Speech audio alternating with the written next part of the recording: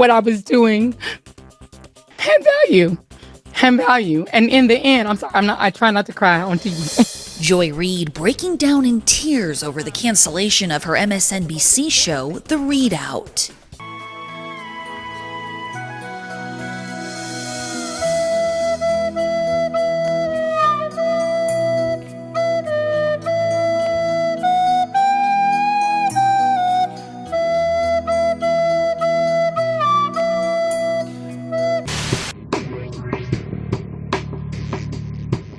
So we have a guest coming at 4:30. I'm going to try to jump into another story though, because we do have a lot.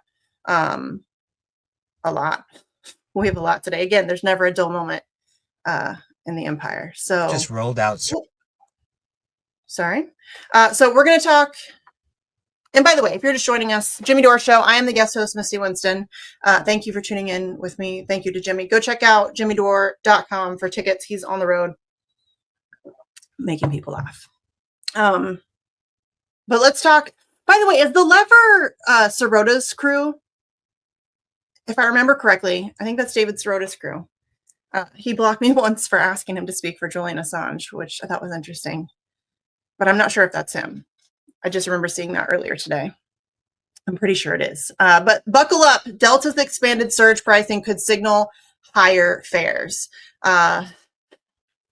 So if you're not familiar with surge pricing, here we go. Dynamic artificial intelligence powered pricing could soon be used by airlines across the country as the industry maximizes opportunities to charge you the absolute most you're willing to pay for any given trip. That's very kind of them. Airlines' meticulous revenue management makes them a petri dish for consumer pricing hell.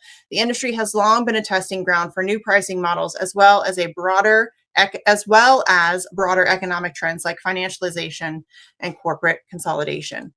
Despite historically volatile margins, the airline industry at large is currently growing more profitable. That's fallen to consumers. The average price of an airline ticket is crazy. It is crazy though. Is up more than 25% in the last 2 years, far outpacing inflation and representing the largest jump since 1989. Dude, flights are insane. I don't even fly that much, very rarely, but they're insane. I can't imagine having to travel like Jimmy does or travel for work or whatever on a regular basis. Insane. I hate flying. It's the worst experience. I'm not convinced that that's not the plan, but it is the worst experience. While fares are rising, air travel has gotten ever more inshitified, which is totally a word that I'm stealing. Excuse our language. Inshitified is great. Delays and cancellations are growing, as are overbookings and costly bag fees, but legroom certainly isn't. Meanwhile, promotional perks seem like a thing of the past, and this year, Southwest dropped its iconic free checked bag policy and added an expiration date to flight credits. Even Southwest is losing its chill. As if treating passengers like self-loading human cargo. That's a very disturbing phrase there. I like it, but it's a little too close to home.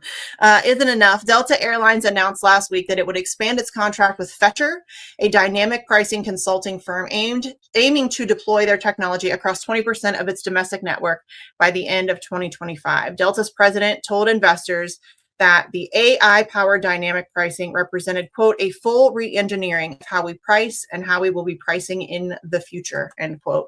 As America's largest and oldest airline, Delta has historically set industry standards.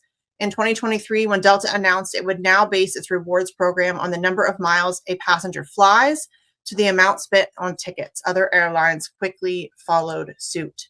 In 2024, Biden's Federal Trade Commission began investigating how personalized pricing led to price gouging consumers, concluding that fast-moving online marketplaces use people's data, like their location and past shopping behavior, and we've all seen that, to individualize the prices that people see in a captured market, raising alarm bells about potential exploitation. Dude, my husband said something about maybe wanting to go see a chiropractor because his back was jacked up. Gets on social media maybe 20, 30 minutes later, and all he's getting is ads for chiropractors. It's crazy how blatant it is. For example, tickets for concerts. For example, Live Nation Ticketmaster's use of dynamic pricing has become the source of intense scrutiny as concert fares soar out of control. Definitely out of control. In response to Delta's announcement this week, Senator Ruben Gallego, Democrat from Arizona, called it, quote unquote, predatory pricing and promised, quote, I won't let them get away with this. Sure, bud. Delta moves toward eliminating set prices in favor of AI that determines how much you personally will pay for a ticket. I mean, this is insane. This is, I mean,